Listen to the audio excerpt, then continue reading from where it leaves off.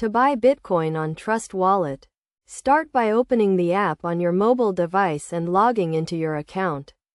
You will be prompted to enter your passcode. Once you've accessed your account, your homepage will be displayed, where you can find the Bitcoin tab.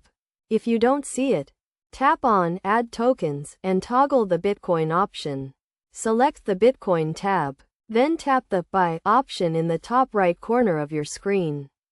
You will then be taken to a page where you can enter the amount in dollars you want to spend on Bitcoin, with a minimum purchase amount of $50.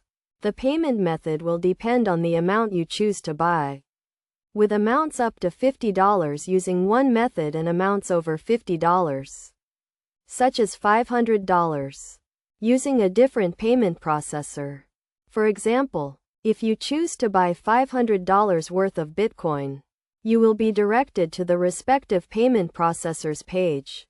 From there, you will need to enter your credit card details and personal information to complete the purchase.